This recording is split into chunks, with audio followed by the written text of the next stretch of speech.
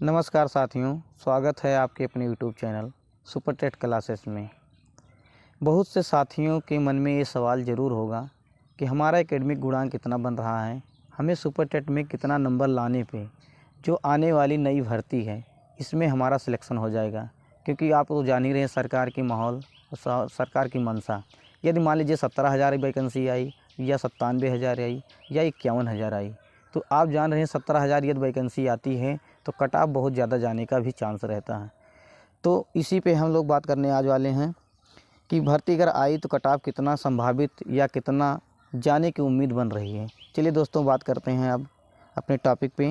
जैसा सब लोग हम जानते हैं कि प्राथमिक शिक्षा भर्ती 2022 संभावित कट ऑफ, कोई भी भर्ती हो, भर्ती की प्रक्रिया उसके अभ्यर्थियों की संख्या, भर्ती की पदों की संख्या पर निर्भर करती है।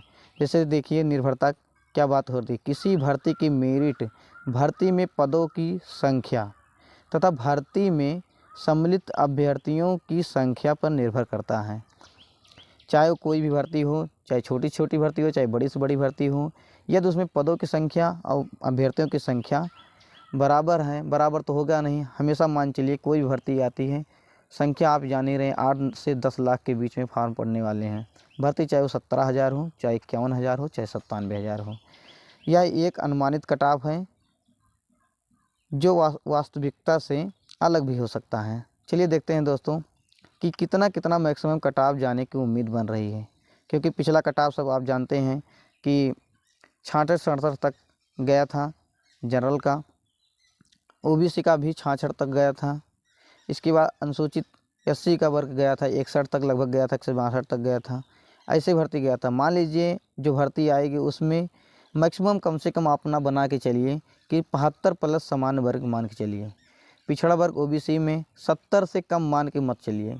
आप जितना भी स्कोर कर पाते हैं उतना स्कोर करने की प्रयास ज़रूर करिए। क्योंकि ये भर्ती प्रक्रिया आप जान ही रहे हैं, पढ़ने का इसमें बहुत ज़्यादा समय सबको मिला है। चाहे जैसे मिला है, चाहे ऑनलाइन पढ़ा है, चाहे वो ऑफलाइन पढ़ा है, पढ़ने का समय ज़्यादा मिला है। इसमें NIS वाले भी शामिल होने जा रहे हैं, काफ़ी डिग्रियां वाले शामिल हो जाएंगे। ये मान चलिए इसमें भर्ती की जो संख्या कम ही रहेगी, लेकिन जो अभ्यर्थियों की संख्या है बढ़ने वाली है। इससे कम तो मान के न मत चलिए दोस्त। आर्थिक रूप से पिछड़ा वर्ग के लिए कम से कम 68 प्लस मान के चलिए दोस्त। SC अनुसूचित जाति के लिए 65 प्लस मान के चलिए। SC का हो गया। ST अनुसूचित जनजाति के लिए 60 प्लस मान चलिए। इसके बाद देखते हैं दिव्यांग वर्ग में। दिव्यांग वर्ग में जनरल में कम से कम मान चलिए, जनरल 72 से वही कम मान के चलिए। ओबीसी में 70 से कम मान लीजिए। SC में 65 से कम मान लीजिए, 64-63 मान चलिए। और ST में 60 से कम मान चलिए। चलिए दोस्तों, आगे देखते हैं कि समान वर्ग के मान लीजिए हमारा एकेडमिक गुणांक इतना बन रहा है, तो हमें सर कितना सुपर टेट में कितना अंक लाने पे हमारा सिलेक्शन होगा। इतना मैं मान चल रहा हूँ, 20 तो किसी का नहीं है, लेकिन फिर भी 20 से बताने का प्रयास कर रहे हैं। किसी का कितना भी होगा तभी 24 से 28-30 तक तो मिनिमम होगा, लेकिन 20 से हम बताने का प्रयास कर रहे हैं। चलिए देखते हैं, अगर मान लीजिए समान वर्ग में अगर 20 से देखते हैं तो कितना कितना नंबर लाना होगा। अगर मान लीजिए किसी का एकेडमिक गुणांक 20 है तो उसको 130 प्लस लाना होगा। अगर मान लीजिए 21 किसी का है तो 128 प्लस लाना होगा। 122 अगर मान लीजिए एकेडमिक गुणांक बन रहा है तो 125 प्लस सुपर टेट में नंबर लाना होगा। 23 बन रहा है तो 123 नंबर कम से कम लाना होगा। 24 बन रहा है तो 120 प्लस लाना होगा। 25 बन रहा है 118 लाना होगा। 26 बन रहा है तो 115 लाना होगा। चलिए दोस्तों देखते हैं, 24 आपको बताए थे पहले ही, 25 से और 28 के बीच में लगभग सभी दोस्त होंगे। इससे ऐसे तो नहीं होगा कि बहुत ज़्यादा किसी का कम होगा। अगर 2017-18 बैच वाले होंगे इनका तो 28 से कम बन ही नहीं रहा होगा, लेकिन मिनिमम बात कर रहे हैं। चलिए मान लीजिए अगर 25 से बात कर रहे हैं, 25 जिनका होगा 118 नंबर कम से कम उनको सुपर टेट में लाना होगा। हम इसको भी बताएंगे 118 नंबर कैसे आएगा, टारगेट भी बताएंगे। 26 मान लीजिए किसी का बन रहा है तो 115 प्लस लाना होगा। 27 बन रहा है दोस्त किसी का तो 113 प्लस लाना होगा। 28 बन रहा है तो 110 प्लस लाना होगा। 29 बन रहा है तो 108 प्लस लाना होगा। 30 बन रहा है तो 105 प्लस लाना होगा। अगर 31 किसी का बन रहा है हमारे भाई बहनों का किसी का जनरल में या समान वर्ग में तो 103 प्लस लाना होगा। सब अपने अपने अनुसार से देख सकते हैं, चाहे वो जनरल वाले हों, सबका बताएंगे। 32 किसी का बन रहा है तो 100 प्लस लाना होगा। इसके आगे देखते हैं, किसी मान लीजिए 34 बन रहा है, 33 बन रहा है तो उसको कम से कम 98 प्लस लाना होगा। और 34 बन रहा है तो 97 प्लस लाना, पासिंग मार्क। ये पासिंग मार्क है, ये पासिंग मार्क है। चलिए दोस्तों, बात करते हैं पिछड़े वर्ग के लिए, ओबीसी के लिए। वो अपने एकेडमिक गुणांक सुपर टेट नंबर देख सकते हैं। जिनका मान लीजिए एकेडमिक गुणांक जितना है वो अपने अनुसार से देख सकते हैं। किसी के भाई को मान लीजिए एकेडमिक गुणांक 20 है तो 125 5 नंबर का डिफरेंस आएगा, इतना मान के चलिएगा। 20 किसी का है 125 प्लस लाना होगा। 21 है तो 123 प्लस लाना होगा। 22 है तो 120 प्लस लाना होगा। 23 है तो 118 प्लस लाना होगा। 24 है तो 115 प्लस लाना होगा। और 25 है तो 113 प्लस लाना होगा। मैं मान चल रहा हूँ 24 से 28 के बीच में है तो 24 से अपनी संख्या ये मान के चलिए 24 के बीच में है तो 110 मान लीजिए। टारगेट 120 तो बना के चल रहे हैं सभी भाई लोग, लेकिन 24 मान चल रहे हैं। एकेडमिक गुणांक अगर 24 हैं तो उनको 110 तो कन्फर्म मिनिमम लाना है। इसके बाद आप जितना स्कोर कर सकें। चलिए 26 से देखते हैं। 26 अगर मान लीजिए किसी भाई बहन का है तो 110 प्लस लाना होगा। 27 है तो 27 का 108 प्लस लाना होगा। 28 है तो 105 प्लस लाना होगा। 29 है तो 103 प्लस लाना होगा। 30 है तो 100 प्लस लाना होगा। अगर किसी भाई बहन का 31 है, मान लीजिए बन रहा है 31, तो 98 प्लस लाना होगा। यह 32 है तो 95 प्लस लाना होगा।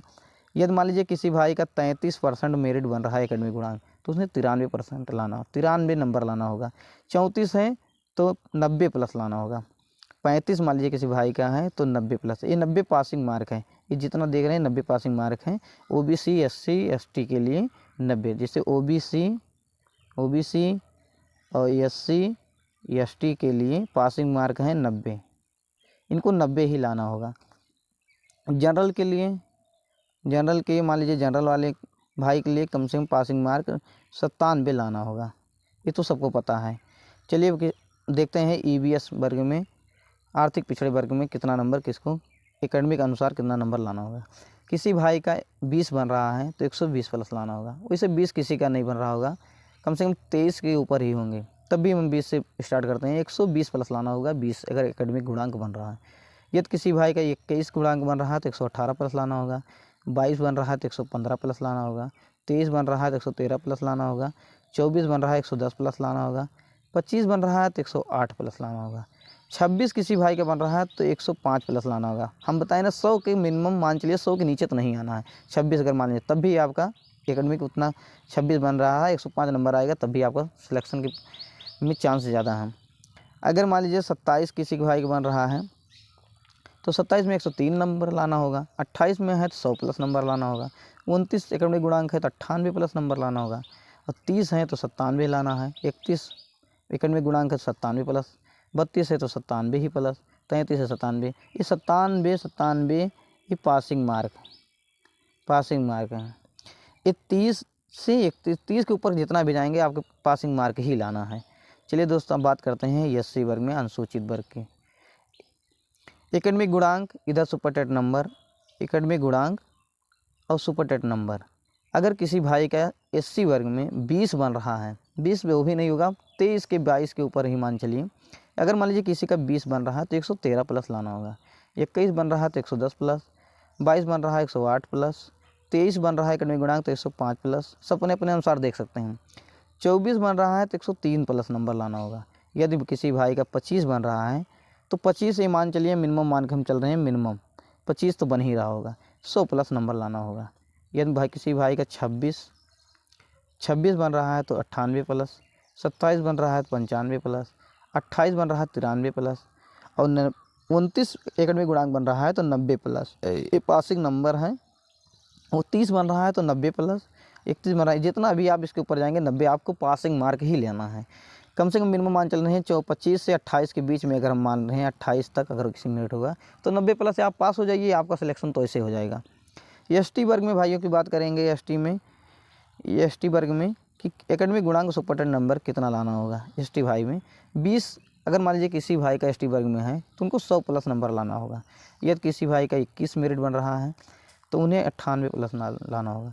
यदि किसी भाई का 22 बन रहा है तो 95 प्लस लाना होगा। यदि किसी भाई का 23 बन रहा है तो 93% नंबर लाना होगा। 24 बन रहा है तो 90 प्लस। 24 बन रहा है तो 90 प्लस। 25 बन रहा है तो 90 प्लस। अगर 26 बन रहा है, 26 मान लीजिए किसी भाई बन रहा है तो 90 प्लस। 27 मेरिट है तो 90 प्लस। 28 है तो 90 प्लस। कुल मिला के आपको पासिंग मार्क ही लाना है। यदि 29 बन रहा है तो 90 प्लस। 30 बन रहा है तो 90 प्लस। 31 मिल रहा है 90 प्लस, 32 मिल रहा है 90 प्लस। वैसे 32 मान लीजिए नहीं मिल रहा, तब भी कितना भी होगा 22 से बीच में, 22 से कम से कम 26 तक तो होंगे ही, नहीं होंगे तो 22 मान लीजिए, तभी 24-25 होंगे। यदि मान लीजिए 24-25 ही होंगे तब भी आप देख सकते हैं 90 लाने के लिए 24 आपको पासिंग मार्क को लेकर चले आइए। 24 के बीच में अगर होंगे 90 आप पासिंग मार्क लेकर आइए, आपका प्रोसेस सिलेक्शन में ज़्यादा चांस है। चलिए दोस्तों, अब आप सब अपने अपने अनुसार देख सकते हैं हमें कितना एकेडमिक मेरिट में कितना नंबर लाना होगा। अगर हमारा एकेडमिक कितना है, कितना हमें नंबर लाने पे हमारा सिलेक्शन हो जाएगा नई भर्ती में आने वाली। क्योंकि कोई भी भर्ती हो, ये एक अनुमानित कट ऑफ बताया गया है, ये वास्तविकता से अलग भी हो सकता है। क्योंकि पदों की संख्या और अभ्यर्थियों की संख्या पर ही निर्भर करता है। आप जान ही रहे हैं, कम से कम इस बार भर्ती में 8 लाख से कम बैठने वाले नहीं हैं। क्योंकि आप जान रहे हैं भर्ती या तो 17,000 आएगी, या तो 51,000 आएगी, या तो 97,000 आएगी। वैसे 97,000 मुश्किल है, फिर भी 51 प्लस आएगी। ये दोनों 51 और 97 के बीच में भर्ती ही आएगी, चाहे जब आएगी। मान चलिए 72,000 प्लस आएगी। चलिए दोस्तों, अब आप सब समझ गए होंगे हमारा एकेडमिक गुणांक कितना है, हमें कितना नंबर लाने पे हमारा सिलेक्शन होगा। आशा करते हैं वीडियो आप सबको पसंद आया होगा। तब तक के लिए मिलते हैं एक नए वीडियो में, तब तक के लिए जय हिंद।